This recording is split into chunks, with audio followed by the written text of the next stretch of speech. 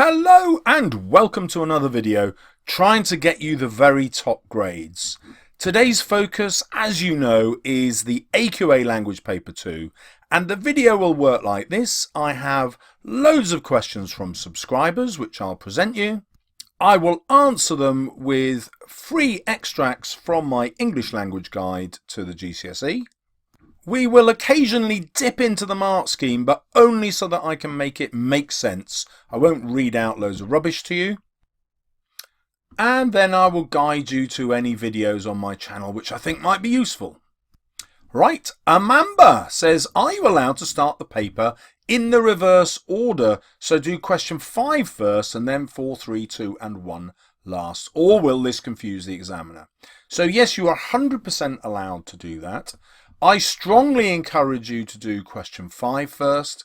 So nationally what you find is lots of students run out of energy on question 5 and it's worth 50% of the paper's marks.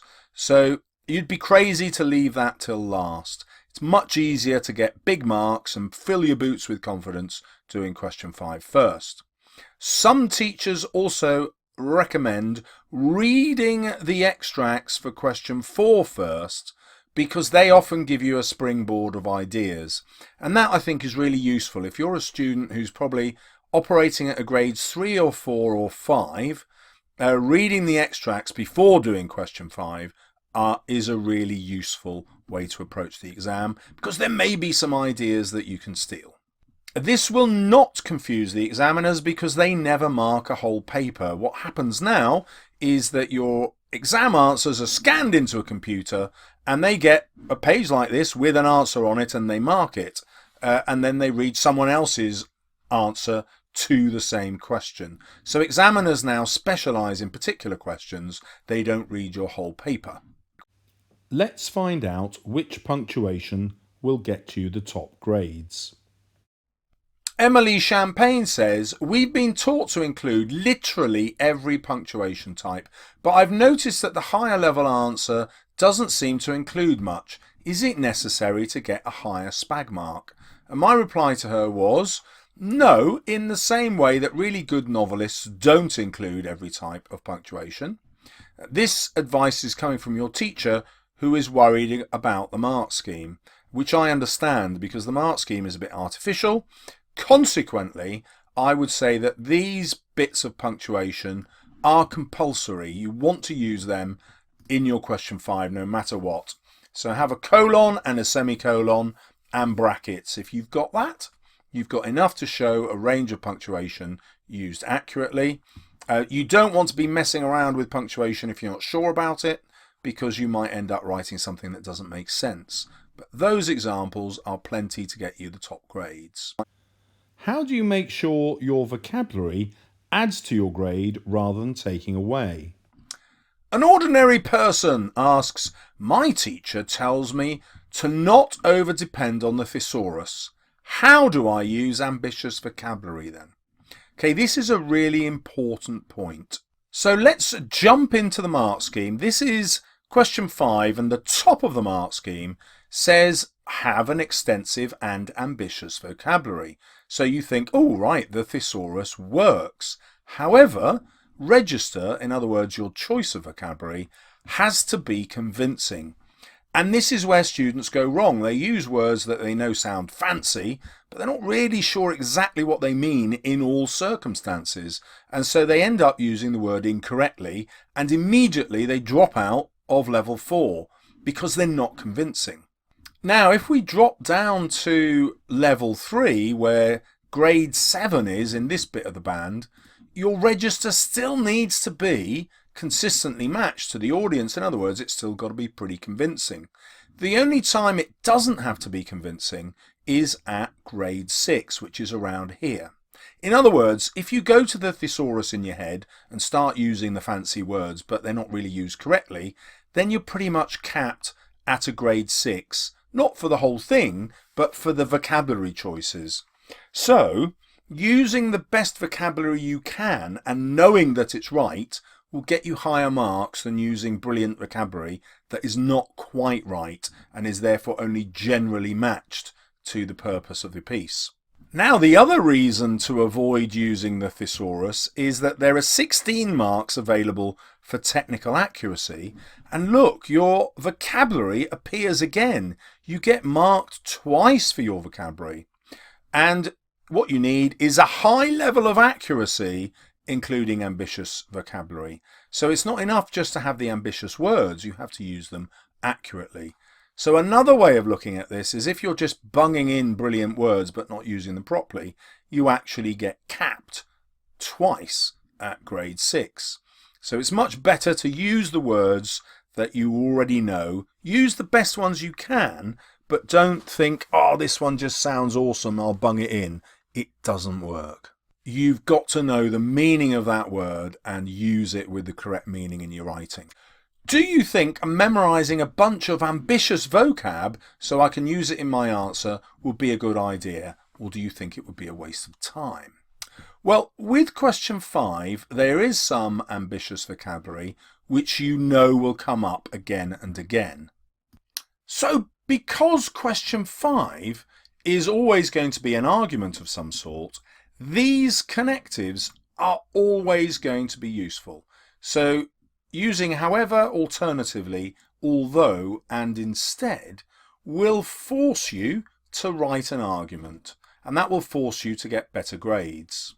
So if we go back to the mark scheme, it will force you to be compelling and convincing because you'll have a range of alternative points of view brought through with those connectives. However this, although that, instead of this, and so on.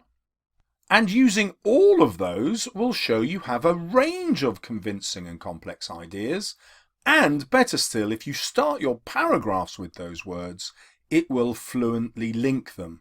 So just that vocabulary has a massive chance of boosting you into the grades 8 and 9 at the top of the mark scheme. Now let's assume your writing isn't good enough for that.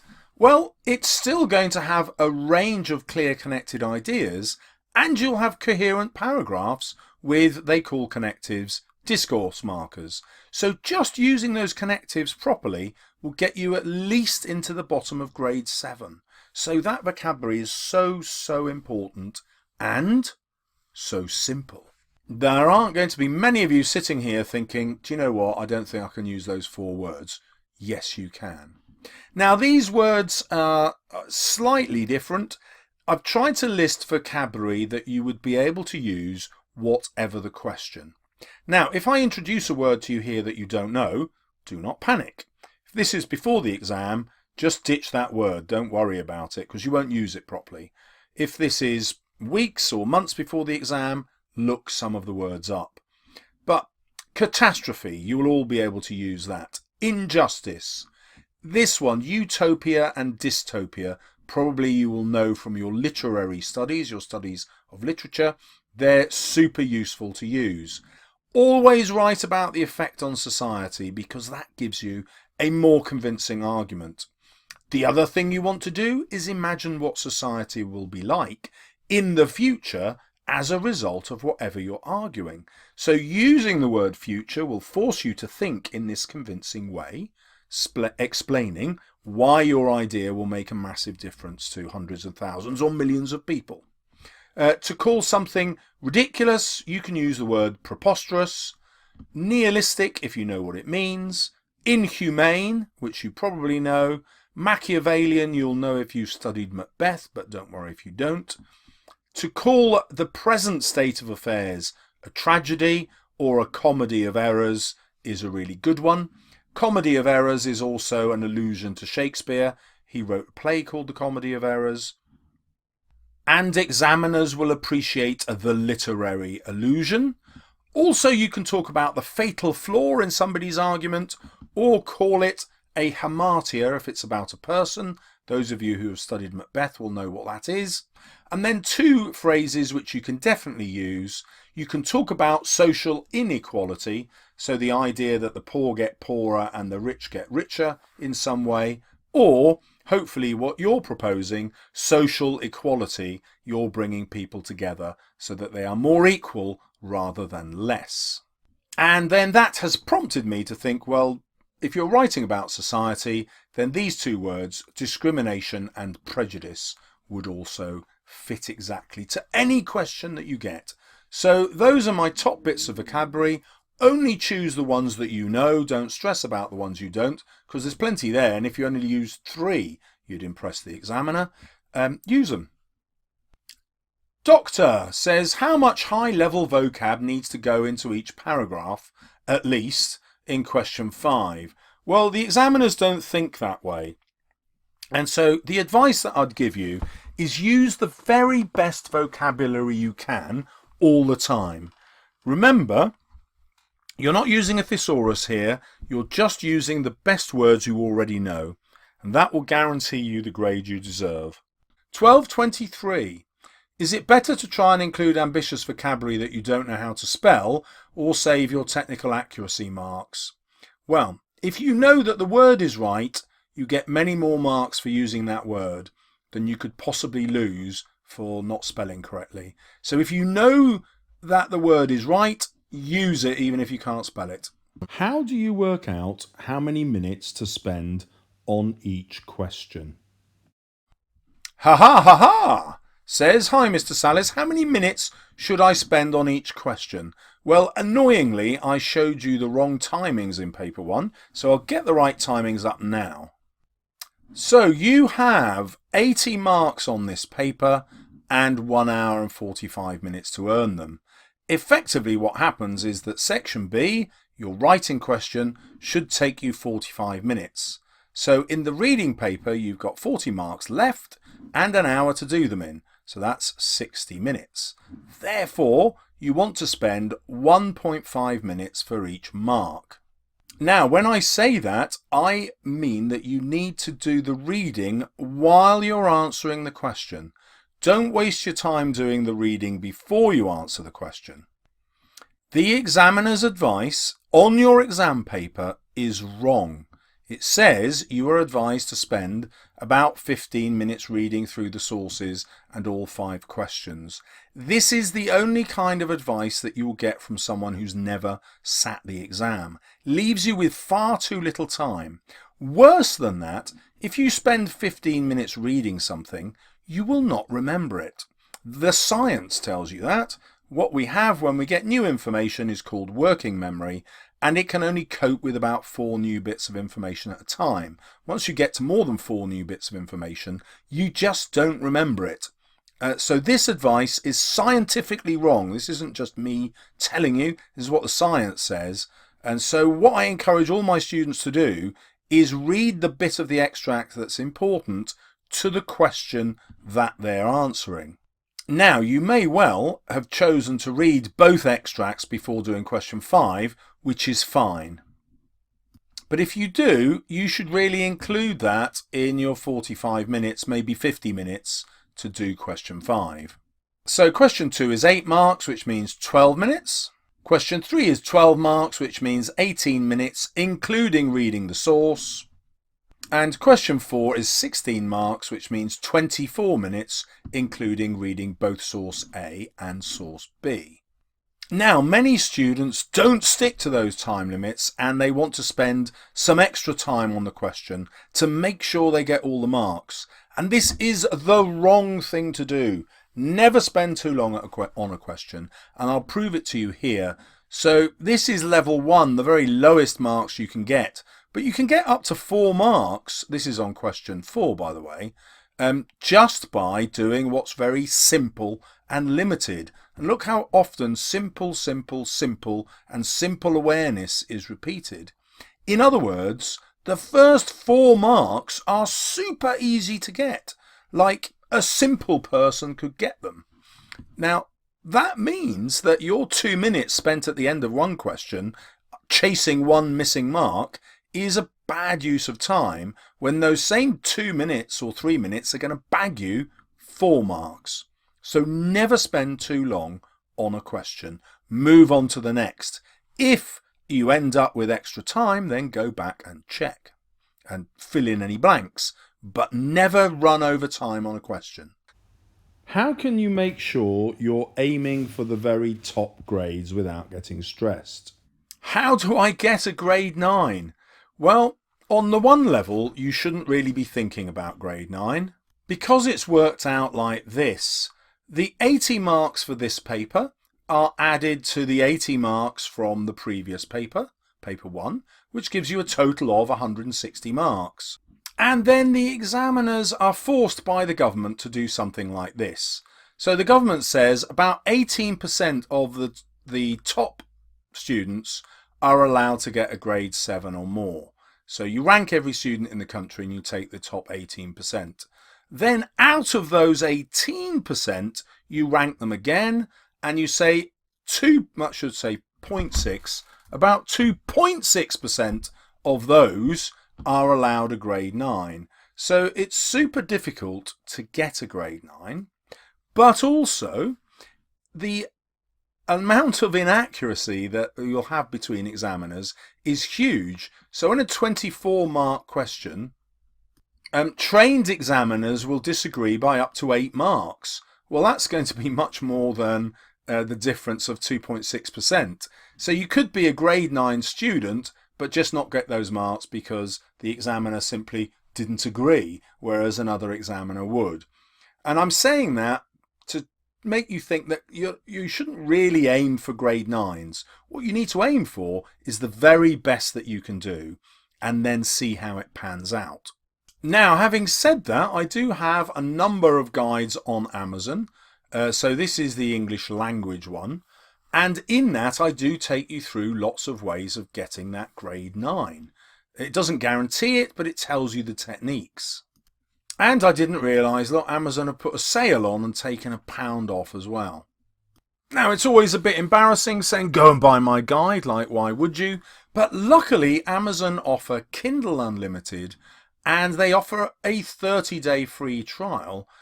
So you pay nothing, you can get all my guides for free.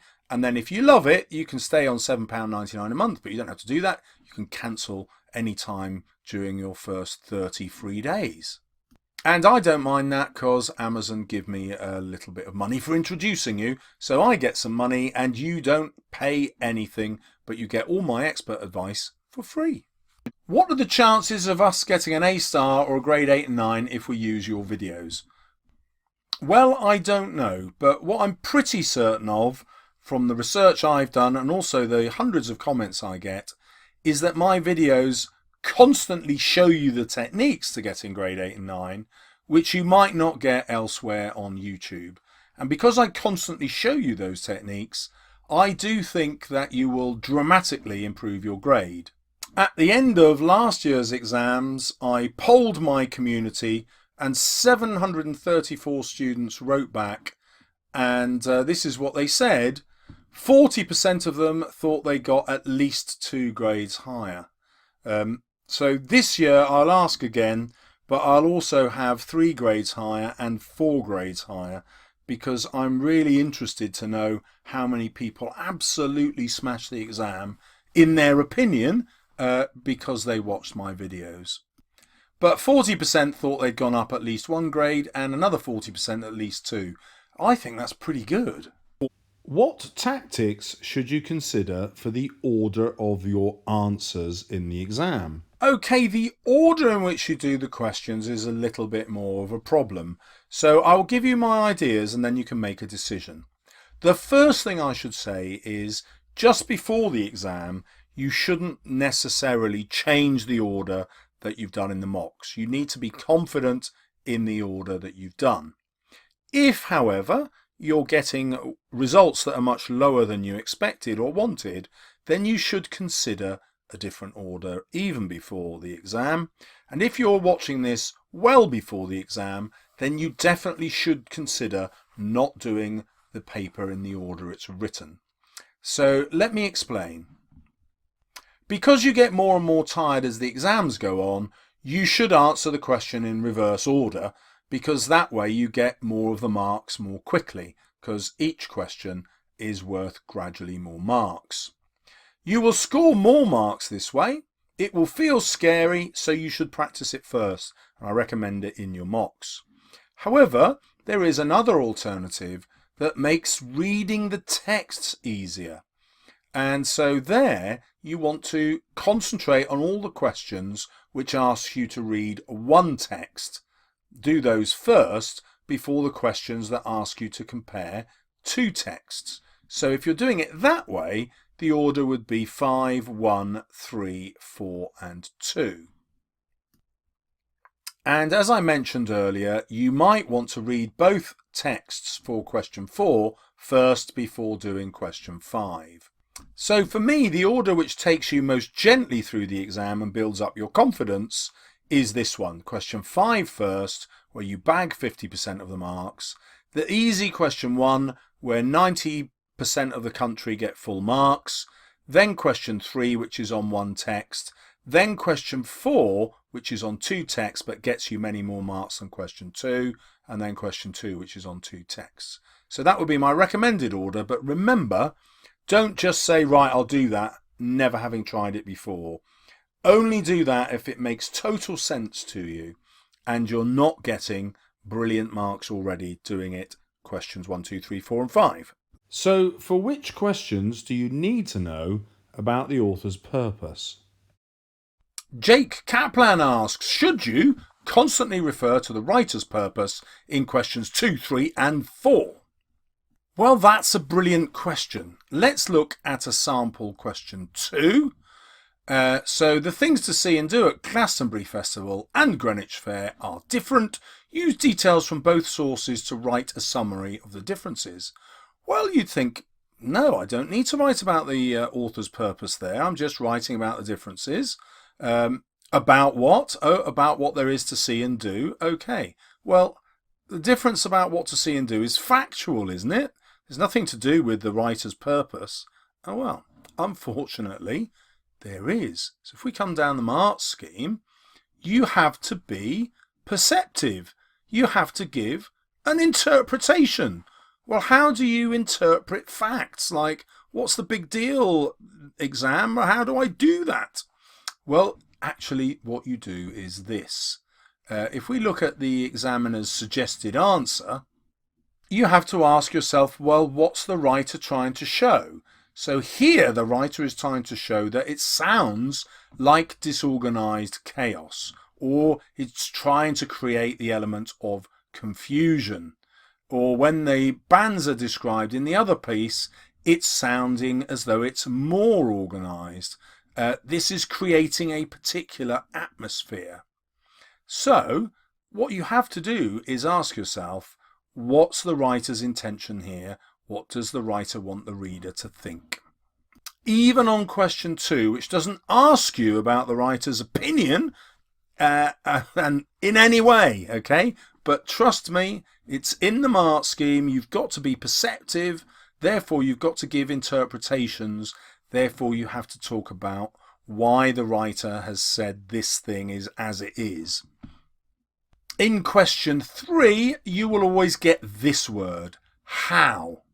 And the word how basically wants you to say, what has the author done and why?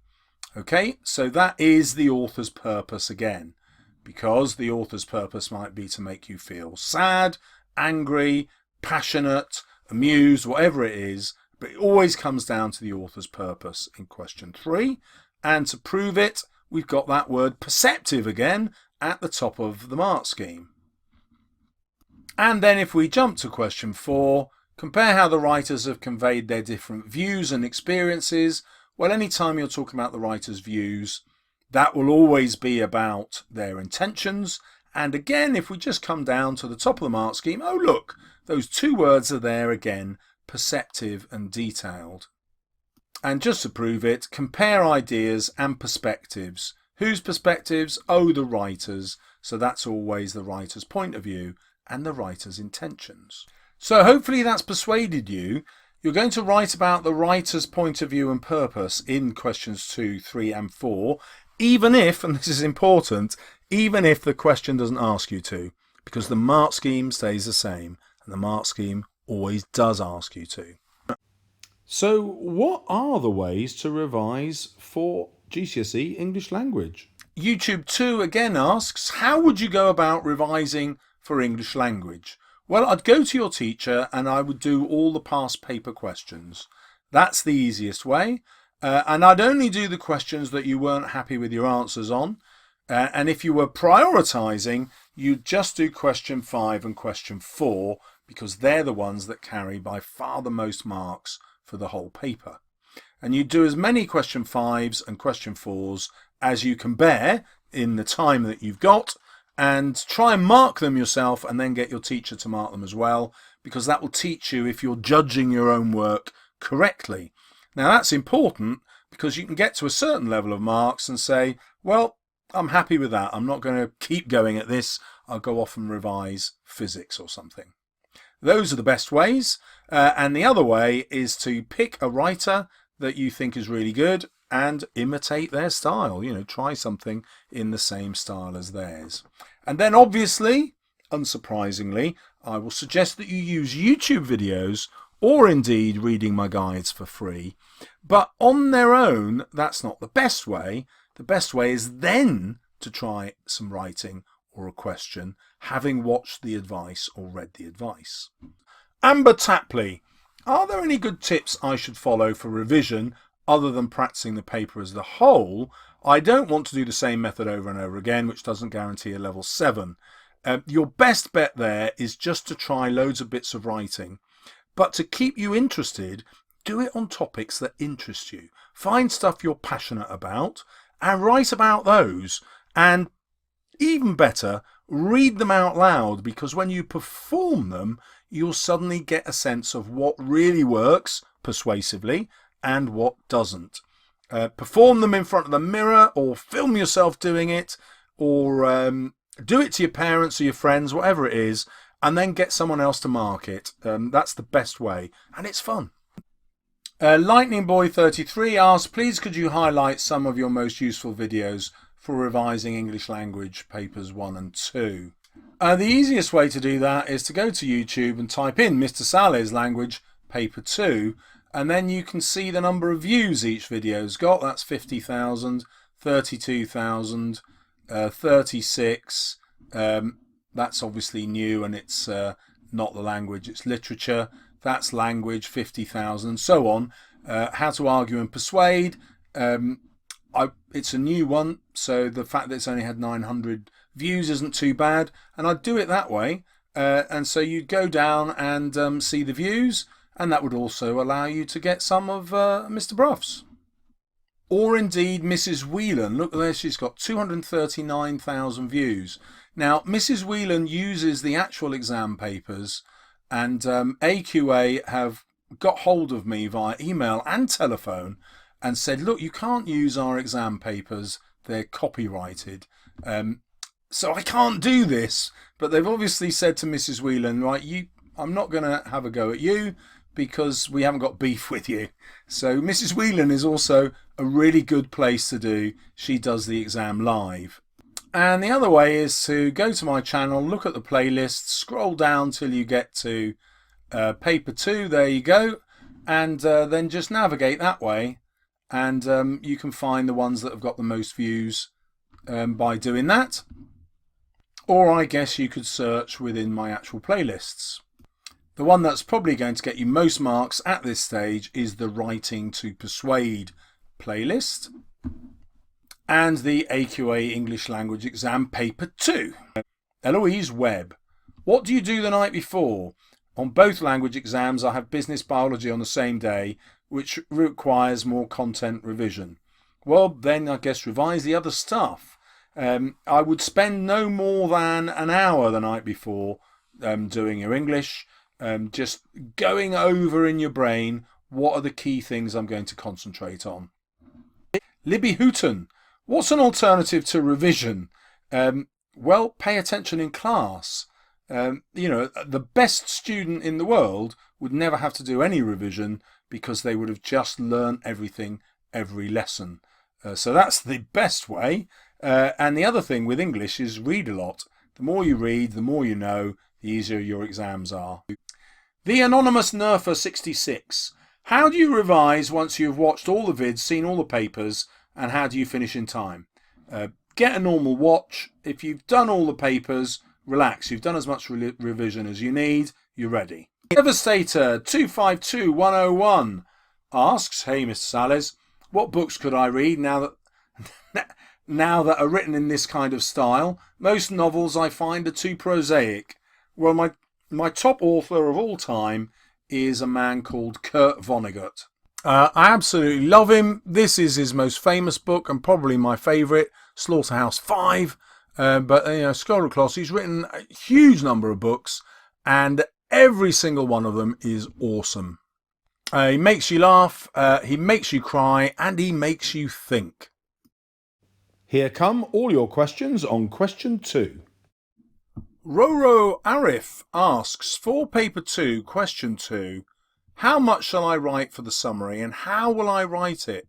So for example, do I do a summary of source A and then source B, or do I keep alternating source A, source B, source A, source B? That's a really good question.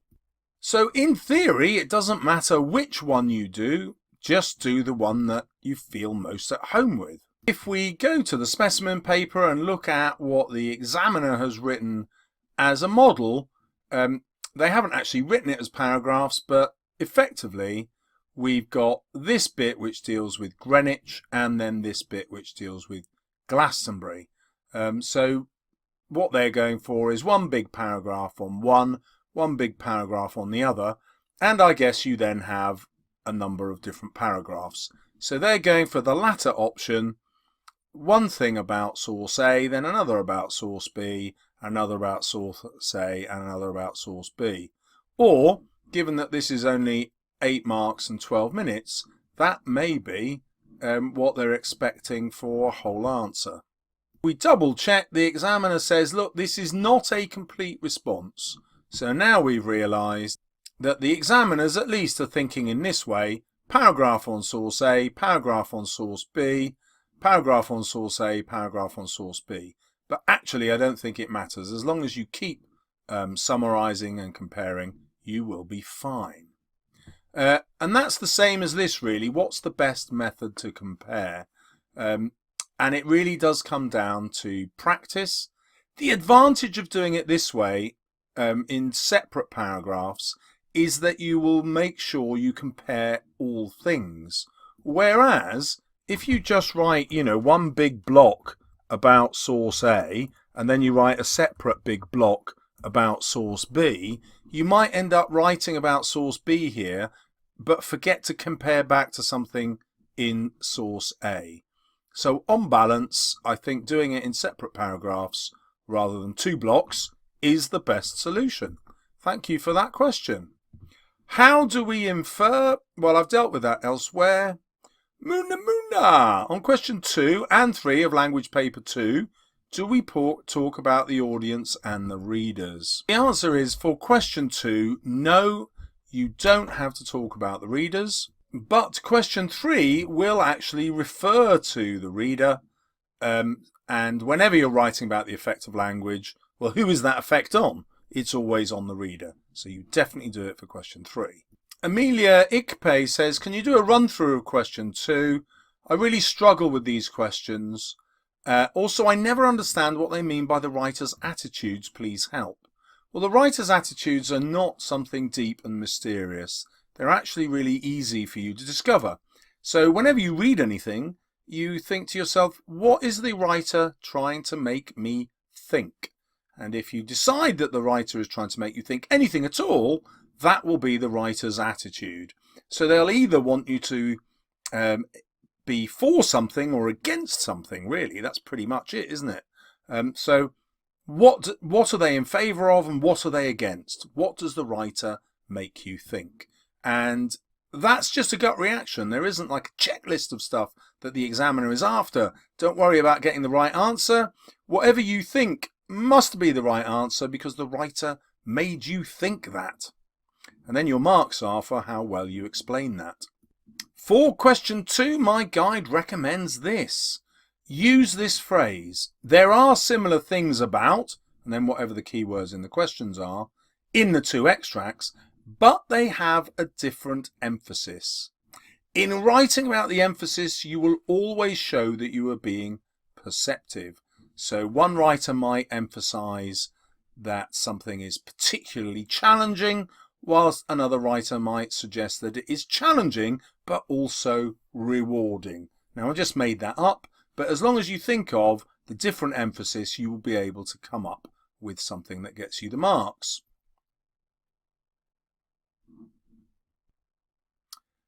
And there are other things which will help you score highly in this. So quote something from the oldest extract and then use so, or which suggests, or which implies, and that tells the examiner that you are inferring. Introduce that difference with a connective, for example, while, whereas, in contrast, on the other hand, and that also shows you are inferring. Write about how this is different in the next extract, the newer one, with a quotation if you can, or if you can't, a direct reference to something that happens in it. Quote something from the oldest extract. Again, you just find another point. You use so or which suggests or implies again. And then you try to rank your differences, stating which one is the main or most dramatic, or the most significant, or the worst difference. And actually state that in your sentence. If you're really cunning, you will leave a gap at the beginning, and then having written down all your reasons, you'll decide which one is the most important and go and write that in that space. So it looks like you've kind of organised your ideas and you've been able to tell us what the most important one is right at the very beginning. Don't worry about how much or how little that you write. You're basically going to keep going for 12 minutes, and once that time is up, boom, you are done. Don't waste time writing a conclusion.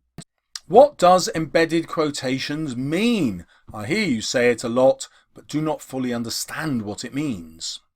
So embedded quotations are simply quotations that fit inside your sentences. So they make sense within the sentence. So for example, this metaphor and the positive connotations of heat imply that the fair will be a joyous experience. So the word heat just makes sense in that sentence. Salles begins with similar praise, using the hyperbole of the reader gasping at the beauty of the town. So that makes sense within the sentence. It might not make sense to you now because you don't know what the hell I was writing about there, but that's the easiest way to explain it. Your quotation fits in the sentence that you're writing and makes sense within it. So here's probably a better example because it has 3 quotations embedded in the same sentence, and hopefully they will still make sense when we read it. Let's take a look. In contrast, Dickens celebrates being in an extremely dense crowd, using language from the semantic field of play so that the crowd swings you to and fro like a game before delivering you to the centre. So if you understand that, you'll understand what embedded quotations are, and if you don't, then don't worry, because you don't want to change anything before the exam. Just write like you normally do. And now all your questions on question 3. Okay, here we are at question 3, which will always be a language question, which is simply your requirement to quote. This is your bread and butter. You've been doing it since year 5, and it's the one that you ought to be able to do most naturally and most easily. Now, what's interesting here is I like to look at the number of pages that the exam board give you as a guide to how much you should write. So in 12 minutes, should you be able to fill those lines? I think many of you should be able to, because this is a skill you've always done. So Mia Hovel says, are question 2 on paper 1 and question 3 on paper 2 the same thing? And the answer is yes, they're testing exactly the same skills. And that, I hope, answers Chloe Ball's question, which is the best way to answer question 3. Well, it's simply to keep quoting and interpreting what those quotations show according to whatever the question asks you. Danielle Gordon asks, when it says to comment on sentence forms, is that completely necessary if we have already got 3 distinctive points about language? Well, I don't think we are asked to comment about sentence forms in this paper. And here's another version of question 3 from another specimen paper, just to make sure. Nope, you're just asked to look at the language and then answer whatever the question is. So these words that come after the use of language, these are the ones that are going to be the focus of your answer, and those are the key words that you're going to use right at the very beginning of your answer in order to tell the examiner that you're actually answering the question. Muna says, in question 3, do we have to talk about the audience and the readers? Well, yes, if the reader is in the question. However, if we look at the other version of the question in another paper, you'll see that the reader is not us, because it's a letter. The reader is the father that the boy wrote to. So be careful about that. It's the reader of the text who might not necessarily be us. It might be a private reader. For example, it could be a diary, it could be a letter, with a very specific reader in mind. Well, what does my guide say to do? Well, the best bit of advice is to find some quotations you can use which have more than one technique in them, because that answers the how part of the question. So the writer does it with repetition or with emotive language or whatever it is, and often you'll be able to find a quotation that has both repetition and emotive language, for example. Those are the ones that are going to get you the easiest marks because you'll be able to say more about each quotation. Use the right subject terminology. So I've shown you Mad Father's Crotch. If you know the terminology in that, use it. Try not to get it wrong. These are the ones that will always come up. Simile, metaphor, personification and alliteration. They will come up 100% of the time. There are others, but those will definitely come up. Remember that structural techniques of language are juxtaposition, contrast, repetition, listing, complex sentences, allusion, and foreshadowing. Now, if you don't know what any of those means, ignore them, but those words will be useful because most of them will come up. If you've got a long, complex sentence, it's bound to be listing details. I'm certain you will have repetition, and I'm certain you'll have contrast. You might have these two. As I've said here, it's very likely that any text you meet will have all of these in 5 and 6. Well, I should have said 4 and 5 really, but there you go. You have to explain what the intended effect on the reader is. So just saying, oh, I found this little bit of repetition, doesn't really get you many marks at all. It's when you link that to how it influences the reader, then you get the marks. Make sure you have at least one quotation from the beginning, one from the middle, and one from the end, because that shows the examiner you have mastered the whole text. And if you want to be detailed and perceptive, you probably need more than just 3 quotations. If we look at the examiner's indicative comment, we've got one quotation there, another one here, another one down there, another one here, another one here, another one here, these single word quotations. And remember, the examiners say this is not a complete response. So you probably need quite a few quotations, but make sure they do come from at least the beginning and the end, and then you can get as many as you need from the middle. Marissa Patel says, how do you infer? Well, inferring is a kind of pretend English skill. It really means, how do you know what the writer is really on about? And the only way to do that is basically to ask yourself this question. The writer has written X. I wonder what they really mean, or, what are they really trying to make me think about when they tell me about X? And it's as simple as that. Now, your answer to that will depend on how much knowledge you have about the world, sadly. And, the more knowledge you have, the easier it is for you to infer what a writer is trying to get you to think. But it's really just that. What's the writer really trying to make me think here? That's inferring. Should I write in P paragraphs or embedded quotations? Embedded quotations every time. I've done videos on writing P sentences.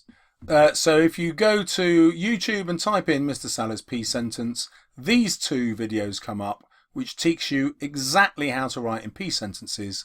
Save yourself loads of time in the exam so that you can score more marks.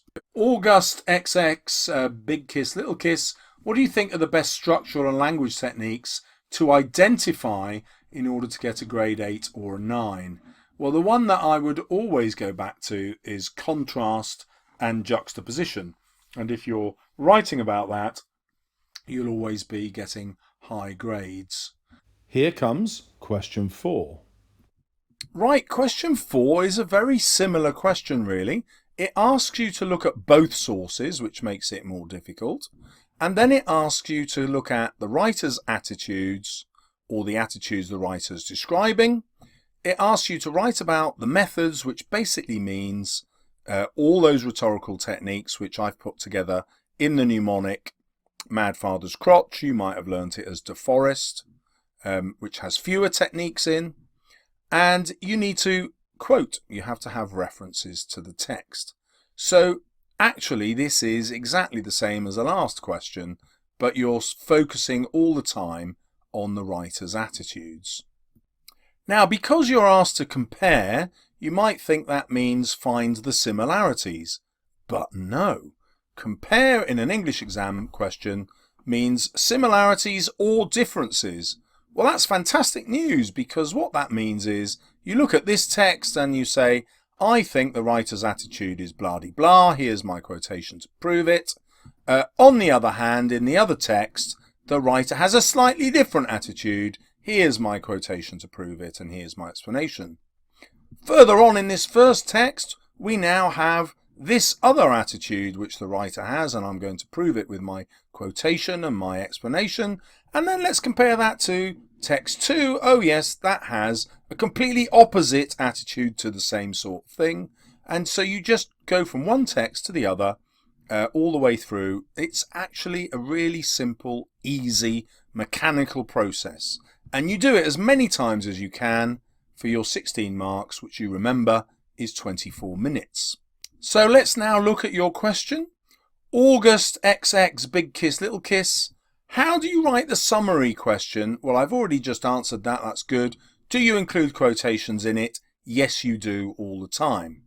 Nana Anthony, can you talk about structure and form in this question as well as language?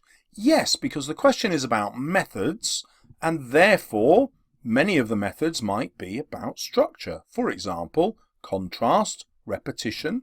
These are structural techniques. Nadine Roberts, hey! For paper 2, question 4, how would I effectively analyse and compare viewpoints and perspectives for guaranteed high marks? Well, really, you want to find as many of them as you can. That's the easiest way. So this question is simply a points gathering exercise. So here's a little glimpse at the sample answer in my revision guide. And what you'll see here is, we won't read the paragraph, but then I've said, look, here I've named the technique. It's called direct address. That is the method. Now, crucially, point 2 is I've then stated how the writer uses it differently from the other writer. And that difference will always be there. So you'll have similar techniques, but used for a different purpose. And that's the easiest way to get the higher marks. If we look at my second paragraph, again, we've named the techniques. Here, metaphor and hyperbole. And here I've linked them. Although the techniques are different, I'm linking them because they have the same purpose. And it's the writer's purposes. So the difference there is in the techniques, even when the purpose is the same. So how you're going to get the higher marks is by finding enough similarities and differences in the time limit. And really the only way to do that is once you've found a technique, say it's metaphor or hyperbole, you ask yourself, well, what was the author's purpose in doing that? And is that similar or different to the other author? And then you just write about it. You can't afford to think too much because, as I said, it's a points gathering exercise and you want to get as many examples as you can to have a full and detailed response. Ben 2243, hey, do you have any brilliant bits of advice for paper 2, question 4? Yeah, I think I've just given it to you, and I'll repeat the main bit of advice. Keep writing for all of your 24 minutes because points make prizes in this question. Nadine's back. When you say shift in narrative perspective, do you mean shift in the writer's idea and opinion? Yes, I do. Well spotted, Nadine. So when you're talking about how the perspectives change during the course of the writing, you get higher marks. And whatever text you get, the writer's ideas at the end of the text will always be slightly different from the ideas at the beginning of the text. So that's another brilliant reason to write about the beginning and the ending, because you'll be able to show that shift in the writer's ideas. Jacob Cato, how is the best way to structure question 4? Well, as I've said, you deal with one text here, find some similarities between them or some differences, and then you go on to the next paragraph and do the same. So if you see my model answer, I've got one sentence with an embedded quotation about the first text, then another sentence comparing it about the second text with an embedded quotation. Then we have a new paragraph because there's a new comparison. So that's 2 sentences, and then that's another 2 sentences. Obviously those were a bit more developed. If we carry on, you can see that's one sentence about one text, one sentence about the other, and so on. The paragraphs are not big. You're trying to get through as many different techniques, methods, and quotations as you can.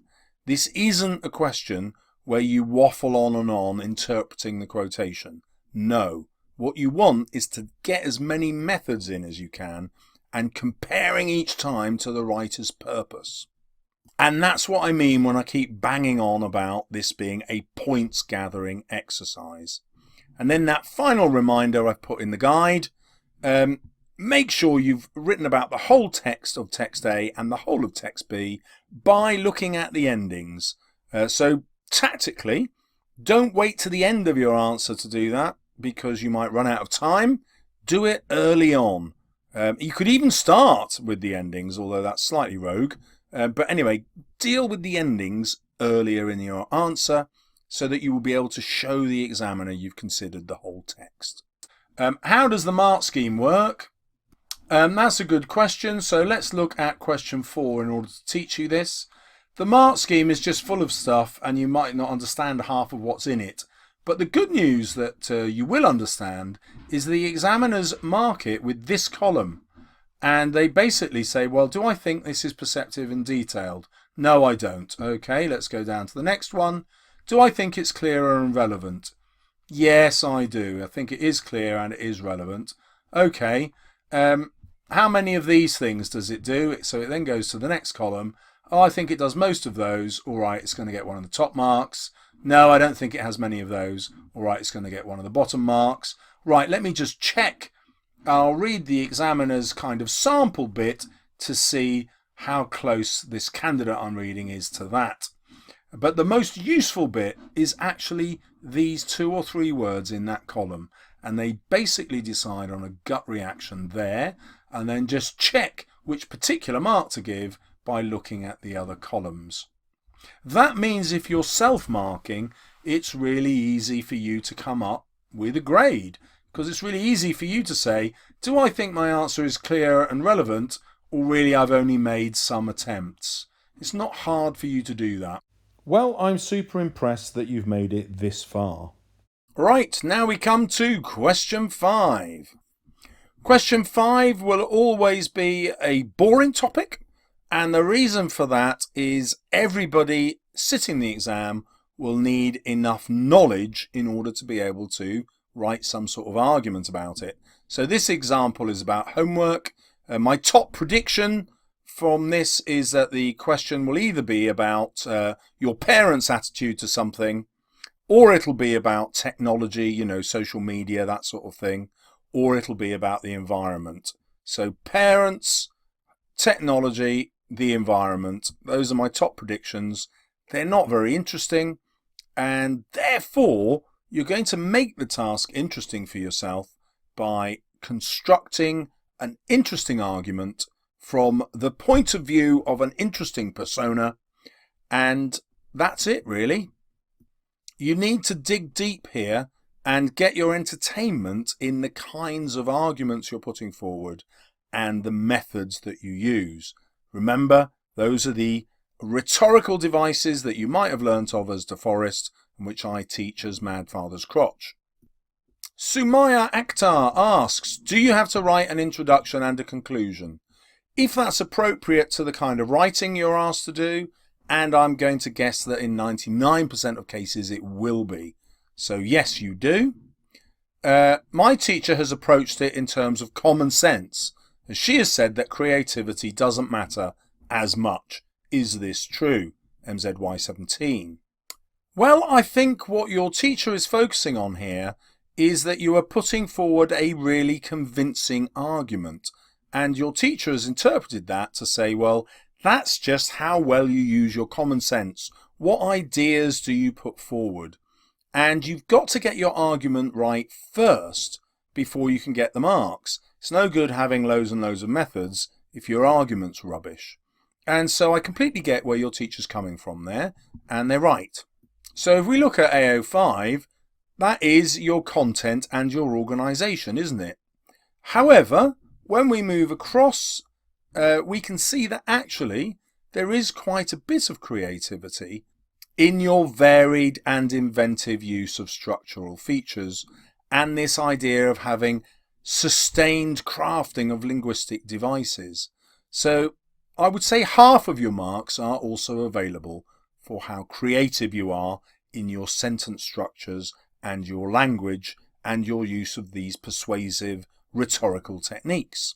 But your teacher is absolutely spot on. If you don't organise those into a really convincing argument, then you're not going to get the top grade. So if you're not massively convincing, then you're going to be consistent and clear, and that will get you sort of grade 6, maybe the very bottom of a grade 7. Ricella says, could we maybe have an action plan on different forms of responses for paper 2, for example, leaflet, essay, etc.? Well, the good news is the mark scheme stays the same, whatever the question. So your planning is exactly the same. You actually write exactly the same answer. There is no special technique for writing a leaflet. You don't have to set it out in columns or anything, or for writing an essay. They're pretty much the same writing. Alistair D'Souza, can you tell me what sort of topic could come up in the writing question? Yep, I've done that. It'll be boring. It'll be about parenting, or it'll be about the environment, or I think something about social media and technology. Those are my top bets. A rogue one would be everyone should have a pet. Tom Bennett says, any advice? I really struggle with articles. Mine usually turn out pretty boring when it's a newspaper article. Well, pretend it's not a newspaper article.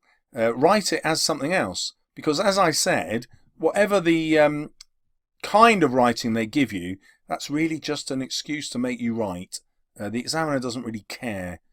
The mark scheme doesn't ever refer to the leaflet or the essay or the newspaper article. It just talks about your skills as a writer. So do not stress. Eztac Sky, can you do a model question 5 answer that would most likely be full marks? Yeah, okay, here it is. It's on school uniform. I'm not going to read it or teach from it. I'm just going to give you the screens so that you can then freeze the screens, read through it and learn from it at your leisure. It's from my guide, which remember you can read for free if you get Kindle Unlimited. And do use the link in the description to my video below if you want me to get paid by Amazon. It costs you nothing, but I get a little bit of money, which makes me super happy. Or if you don't, just go to Amazon directly. And there you go. And if you're not sure what Mad Father's Crotch is because you haven't watched the video properly, that will help you work it out. And then a little note, which I quite like. I deliberately argued something that I don't believe in because that helped me practice the techniques. Anyway, learn from that if you wish. Which Spark says, when I asked my teacher if it would be a good idea to start at the back of the paper, she immediately said no and strongly suggested working our way through chronologically. Her argument was that we won't be conditioned to write if we start on question 5, especially on the second paper. Now I'm not sure what to do. Thoughts? Well, Which Sparks, you sound like a highly articulate student, and therefore my guess is you probably would cope with switching to doing question 5 first. But as I always stress, Don't make a change that you're not absolutely certain about. So ideally, you should have practiced doing question 5 first in one of your mock papers or for your own revision. So I don't want you to try something new unless you're 100% certain that it's going to work for you.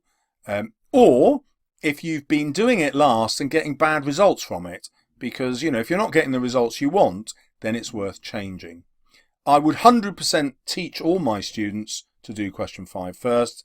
My current school does that. My previous school did that. I trained them both in it, and it works 100%, and we've got the results to prove it. Natasha Mugaloo. For paper 2, question 5, can we argue both for and against for that question? Because my teachers are constantly contradicting themselves. On the one hand, for my mock, I kind of argued for and against and I got over 30 marks. But on the other, the whole English department is telling me to only argue one side. Please answer this because this is really stressing me. Out. Yes, I feel your pain. So this bit of the question will always remain the same no matter what the question is. And you will be asked to argue either for or against the statement. So guess what? Your job is to argue either for or against, not both. However, when I'm arguing for my point of view, I might therefore put forward the point of view I disagree with. So some people argue that blah-de-blah-de-blah-de-blah. However, they should actually realise that blah-de-blah-de-blah. Yes, so I will give the point of view that I disagree with, but only so I can prove that my point of view is so much better. What I won't do is sit on the fence and say, well, you can look at it this way, and you can look at it that way, and you can look at it this way, and you can look at it that way. In the conclusion, I think finally, blah, blah, blah. No, that's not going to really cut it. You really want to argue one point of view all the way through, discrediting the arguments that other people would put up against you, because that makes you compelling and that makes you convincing. Meredith MacDonald, what's the best way to start a letter to make it interesting? Personally, my research says start with an unexpected anecdote. So we get this story from the middle of nowhere, it's a really short one, and we think, what the hell has this got to do with anything? And then your skill is to make that anecdote relevant to what you're writing. So that's the easiest way to do it, but there are any number of ways. Just play, have fun with it, seriously. What would interest you? Do that. Dewey, can you already prepare an answer or at least an introduction like in paper 1? No, because you can't predict what the question's going to be. Jessica Sakdeva, how many marks do you lose if you stray from the form of writing for English language paper 2 question 5? Well, as I've said, if you're writing a letter but then you end up writing an article or a speech, actually they're pretty much the same. So I don't think you would. You're not going to stray in any way that's going to derail your marks. Bertie Kirkwood, would I get marked down for copying the structure of the modern non-fiction text for section B? Well, actually, that's quite a genius idea. The problem with that? No, I can't think of a problem. No, you could do that. That's a genius idea. Just copy the structure of the non-fiction text. If you can work out what the structure is, why not? Yeah, do it. You were a genius, Bertie. When I write a guide to persuasive writing, which won't be too long, I'm actually going to try out this idea, and I will name you in the guide unless you don't want to be named, because I'm super pleased to have found something I didn't think of myself. I love learning. This is a brilliant idea. Thank you so much. And Harvey Barnard asks, how do you plan the section B parts? That's a really tough question. So I'll show you what my current school does. So they teach students a set number of paragraphs. The first one is the imagine paragraph, where you imagine what the future would be like if whatever change you proposed came to pass. Then it asks you to write a second paragraph where you become a persona. You pick a person that you are going to be in order to argue this point of view with vocabulary and ideas that an adult would use. Then you give your personal view with an anecdote paragraph, and you'll follow that through. Then you'll have a fourth paragraph which looks at the problem from the point of view of logic. And then you will have a fifth paragraph which contrasts the present to the future and describes what the future would look like.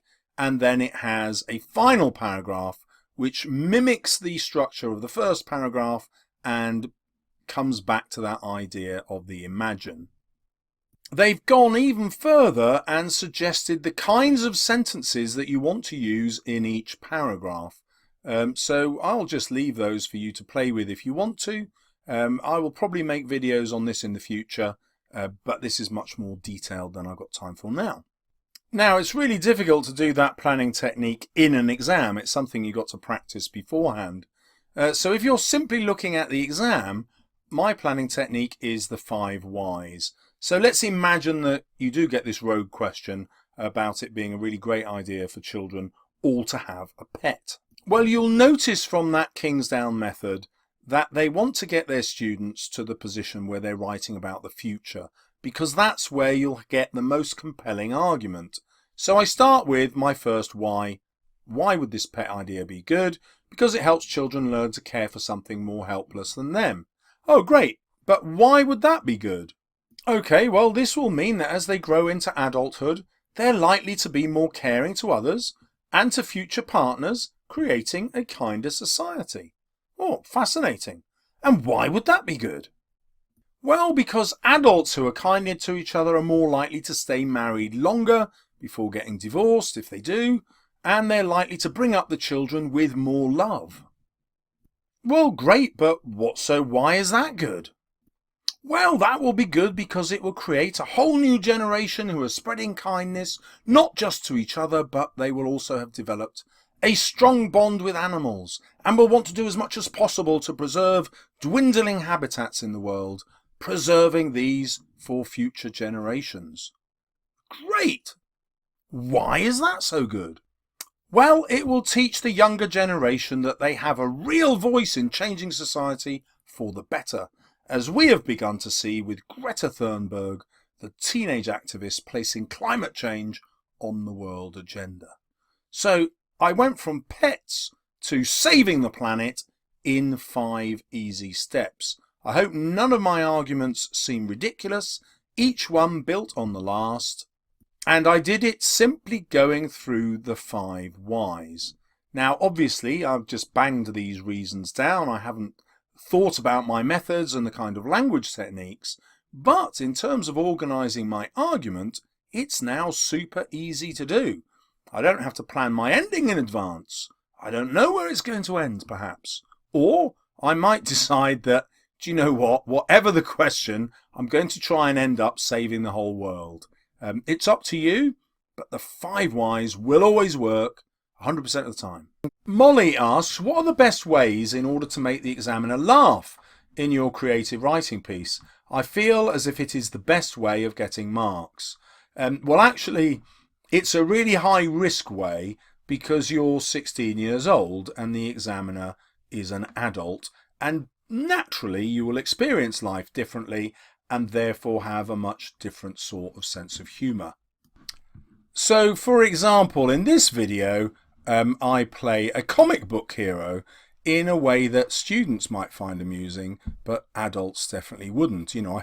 So if I showed this to another teacher, they'd say, Mr. Salles, you be mad. Why the hell would you do that?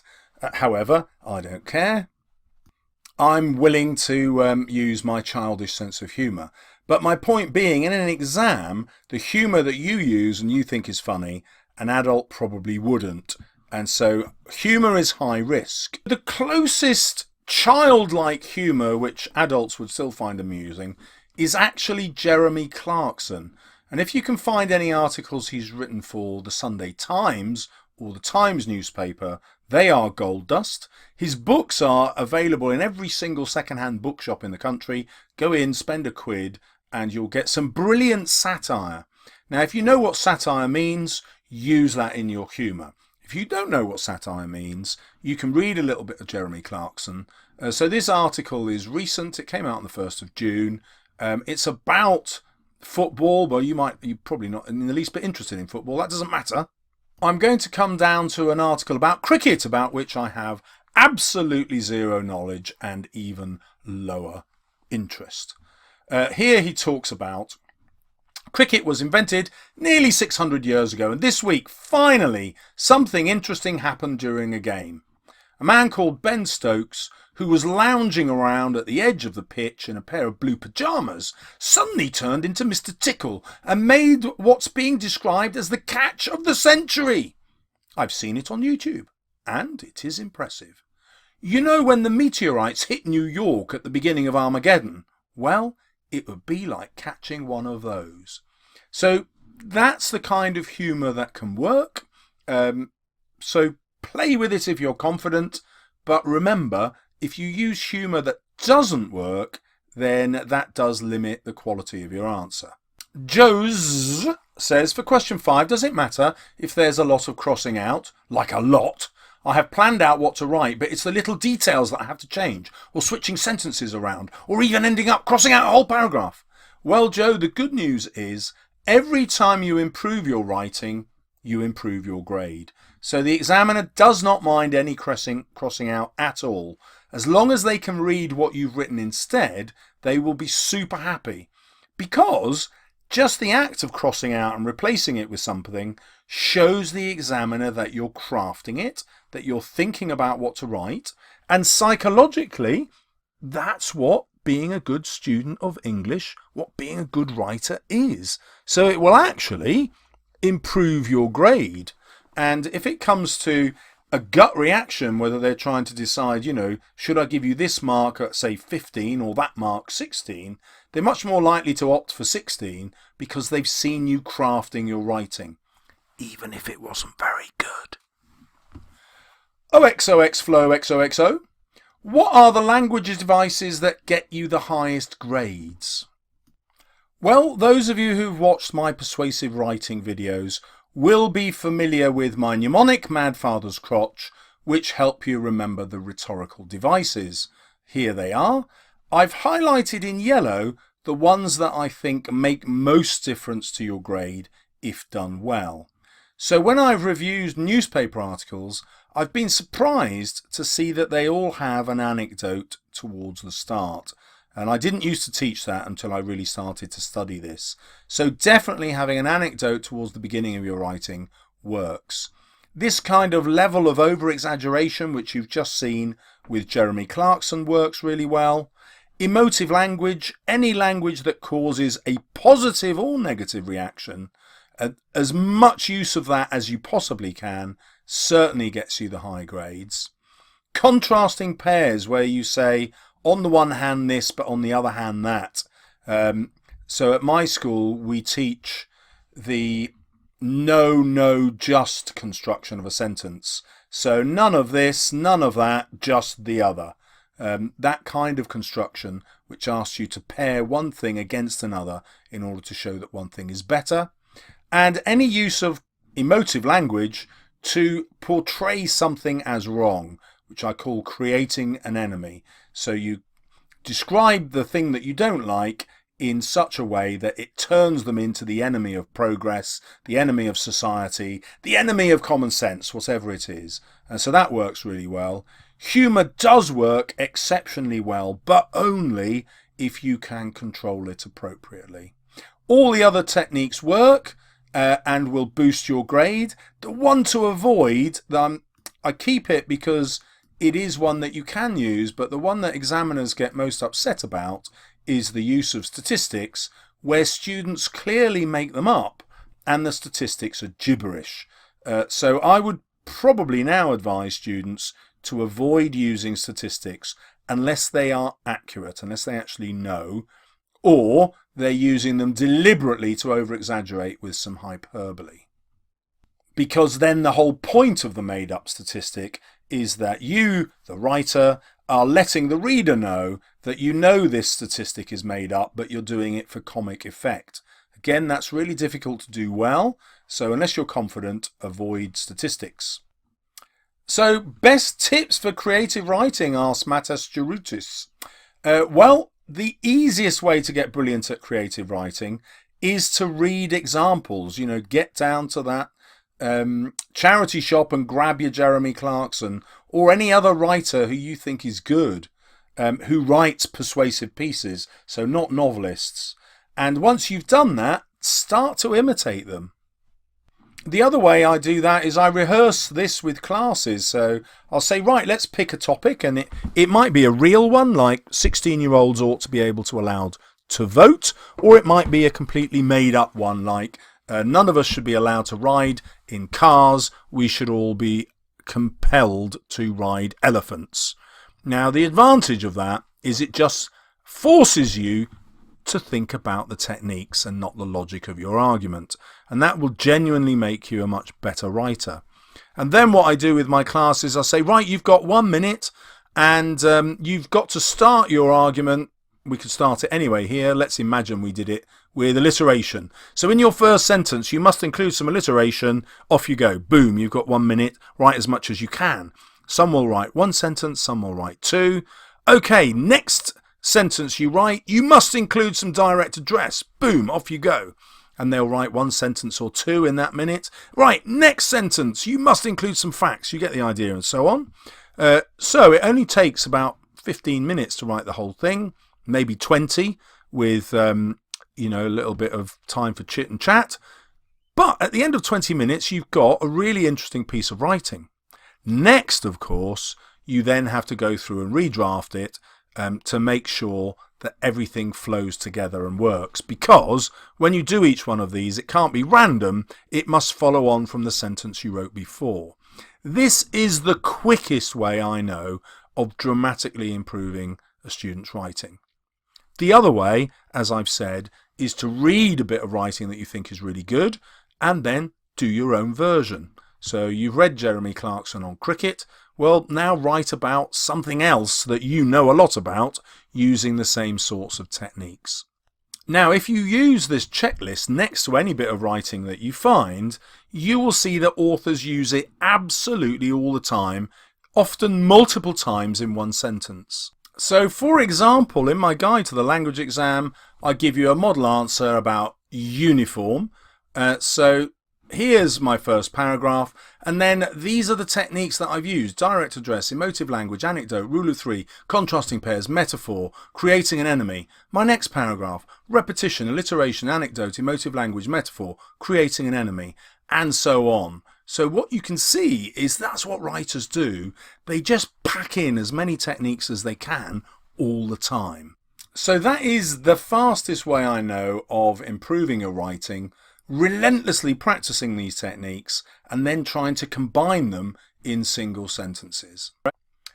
Asher revises. How many paragraphs is ideal for question 5? Well, the short answer is it doesn't matter. Just answer the flipping question. You've got 45 minutes. Write the best answer you can in 45 minutes. That's how many paragraphs. The other problem is students' views of what a paragraph is are completely different.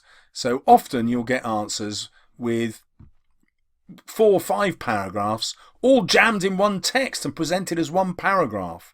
So what I'm actually going to say is as many paragraphs as you can. They're not rationed. Like, as soon as you've got a change of topic or idea, change the paragraph. So if we go back to the top of the mark scheme, fluently linked paragraphs also means have lots of paragraphs. And students often think, oh, I can't have a paragraph that's only, 12 words long or 30 words long. Yes, you can. Every time you change topic, it's a new paragraph. That's a law. And make them as frequently as you possibly can. If you start having loads of text as a single paragraph when it should be broken up into bigger ones, then your paragraphing is capped at probably grade 5, because your paragraphs are therefore only usually coherent and not always coherent. But there's a big clue here. Use a range of discourse markers, which, remember, was what the examiners call connectives. So that means if you're using my list of connectives, the howevers, the all those, then you will always be writing in paragraphs.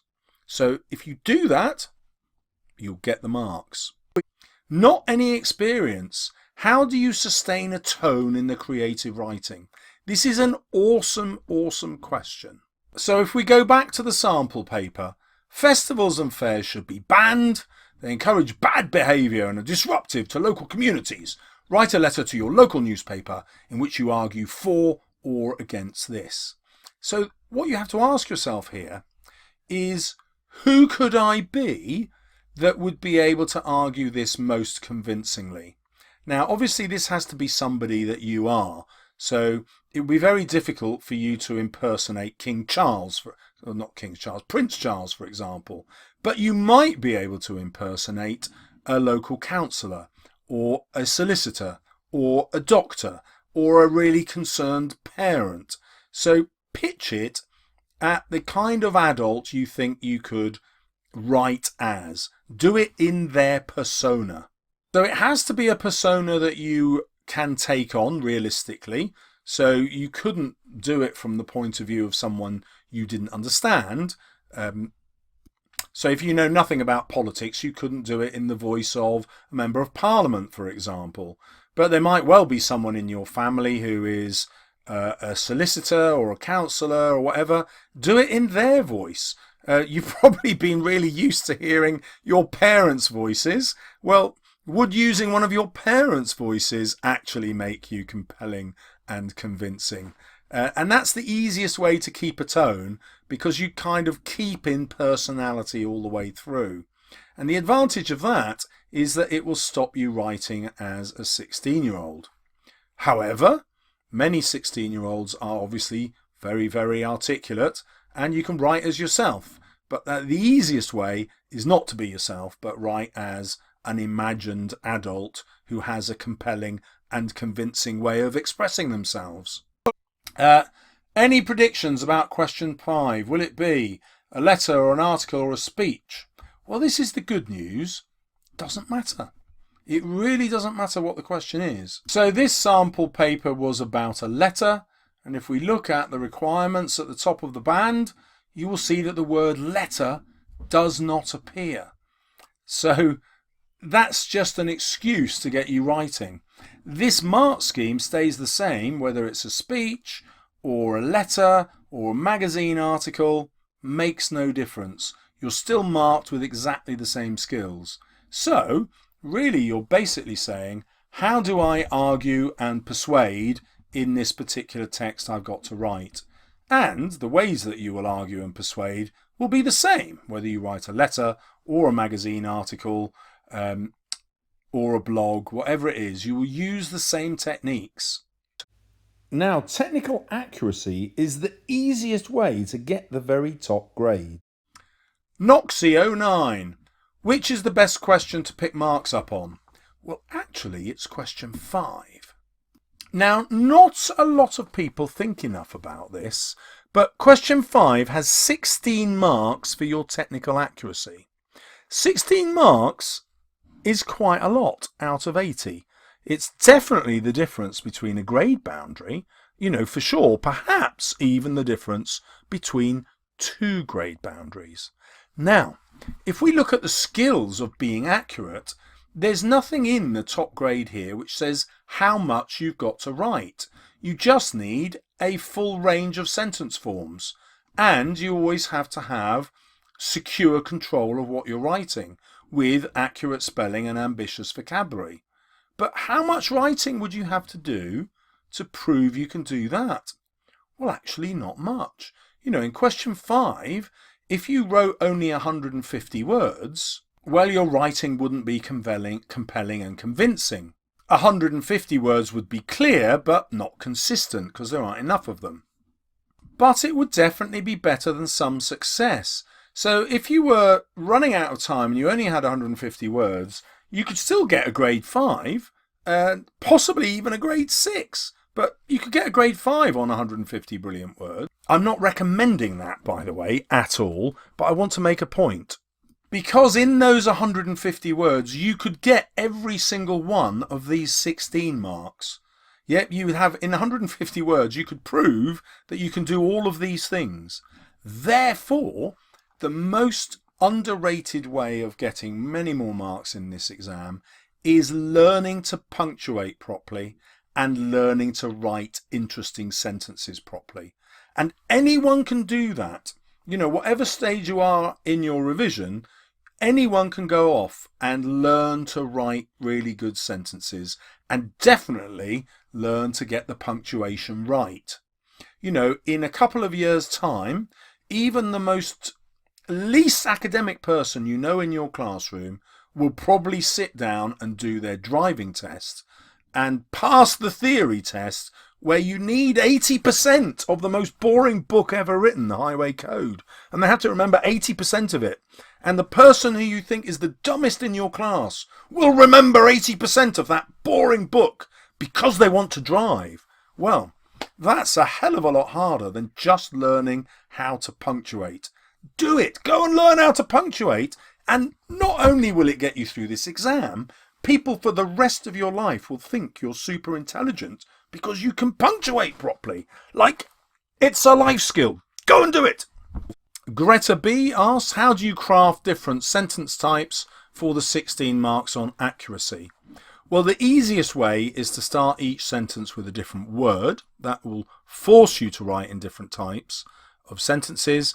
And if you use the connectives like although or instead, they will also force you to write different sentence types. But the easiest way to do it is just try and start each sentence with a different word. How do you ensure a single sentence paragraph fits the flow of the piece? Well, what you're asking there is, when you've got that one sentence paragraph, is there a reason for that sentence to stand out on its own? And if you can come up with a reason, then it will fit the flow. So usually it's because you've got an element of surprise in it. Whap that in as a one sentence paragraph. Job done. Maisie Kiss Hug. Do you think dyslexics are at a disadvantage in English language due to the large amount of SPAG attached? No, actually. It might be surprising to you that there is very little SPAG attached that would cause dyslexics to lose marks. So if we look at the top of what you're calling SPAG, sentence demarcation is consistently secure. So this means you always get commas and full stops correct.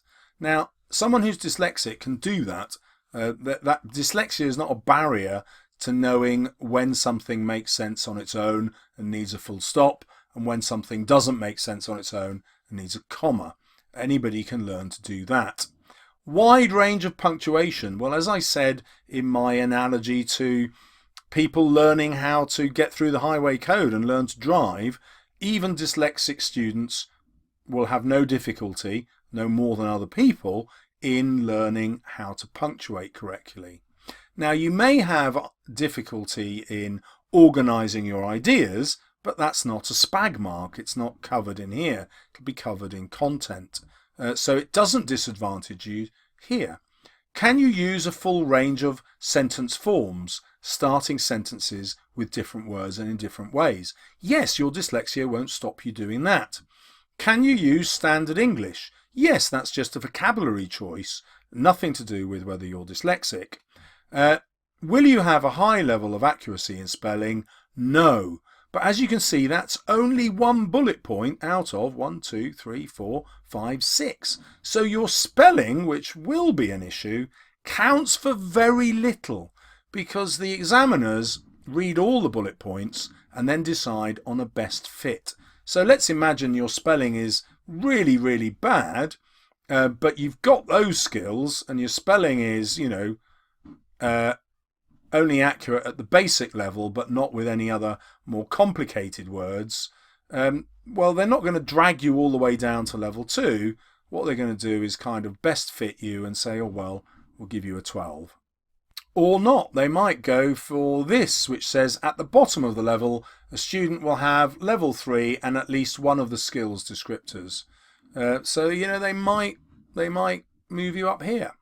Now, the other thing about being dyslexic is if you're recognised as dyslexic, you also get extra time in the exam, which means you've got more time to use to check your answer. So in many ways, that puts you back in an advantage position where you can correct certainly mistakes in logic and in the way that you've ordered your points. So no, I don't think you're very disadvantaged being dyslexic. For example, my daughter has got a huge number of dyslexic tendencies, and she's training now to be an English teacher. And I didn't get her diagnosed as dyslexic when she was young because I thought having that label would just stop her trying hard. And I don't regret that decision. We've discussed it many times, and it was probably the best thing for her was not to get that diagnosis, because it meant that she never gave herself an excuse and just worked harder to get better. So obviously I'm not suggesting that you overcome all your difficulties that way. You can't, but it's not as much of a disadvantage as people are told. And so now you're ready. Go out and smash that exam, have some fun. Let me know how you do in August. I'm desperate to see if my advice gets you the grades that you deserve. Thank you very much. And if you want to see my answers to any more of viewers' questions, here you go, a little treat. Offline.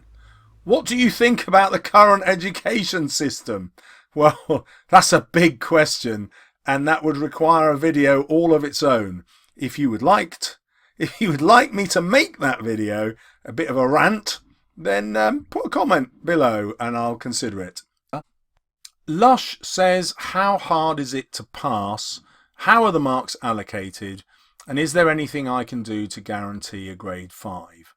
Yes, to guarantee a grade 5, you basically just need to get over half marks, just over 50%. So if we look at the question 5, you just need to have some sustained attempt to write. So it's not very long, and you consciously use vocabulary with some linguistic devices. You have some structural features like paragraphing. You've some use of paragraphs and some use of those connectives. So the easiest way is to have more than some, and you can do that. You know, even students who are stuck on a grade 3 at the minute actually could up their game and do what I've just said. Even at question 4, which is worth 16 marks, you only need 8 to get 50%. And there's that word, some attempt. Some again, just some attempts. So do more than some. The easiest way to do that, write more. Be determined, write as much as you can, and the chances are you'll get better grades. It really is as simple as that. And you've probably found already in your English language exams and your English literature, when you look from side to side, you'll see students stopping and resting and partially giving up. And that's great for you because they're going to get lower marks, and that's going to be happening nationally. And if you keep going, hey, are you going to be in the top half? Yes, you are. Zohib Asif, could you just spend a minute to motivate me on how I can do well in English? Thanks. Well, Zohib, you are the alpha and the omega. You have the Z and the A, the beginning and the end of the alphabet in your name. This means that you are destined for greatness. You encompass every single letter in the English language. You are awesome. You are born to do well at English. Go forth and be magnificent. Alicia Ogendo, if you are a slow writer, what question in the reading section should you focus on? Well, the short answer is the one with the most marks, and therefore question 4. However, the longer answer is, who says you're a slow writer? Like, if you were a slow walker and you had to get somewhere really quickly, what would you do? Well, I'd probably walk faster. Yes, you would. So don't accept this description of yourself as a slow writer. Write as fast as you can, and if you keep practicing that 10 minutes every day, after a week you'll be super quick. Now that might not be in time for the current English exam, but hopefully you'll be doing A-levels. Practice it, and by the time you get to your A-levels you will think of yourself as a fast writer. The idea that you're a slow writer is just weird. Now, the other possibility is that you're not actually very slow at writing at all, but you spend a lot of time thinking. Now, this is really common with students. They don't know what to write, so they think, and that sounds logical, but actually no. If you just start writing something on the page and it's a bad idea, that doesn't matter, because when you see it's a bad idea, your brain will think of as a good idea, which you'll write here. Oh, I'll write that brilliant idea, and you go back to the rubbish one and cross it out, and then you'll get the new idea really quickly. Whereas if you don't write and just think, the chances are you won't come up with a good idea, you'll just panic. So often being a slow writer is because you've got really bad exam skills. you listen to the voice in your head which says, I'm not sure that's a good idea. Well, don't do that. Write the rubbish idea, and in the act of writing the rubbish idea, you'll come up with a brilliant idea, or at least a better idea, and you'll run with that, and you will no longer be a slow writer. You will be a quick writer and a successful writer, and I wish you good luck.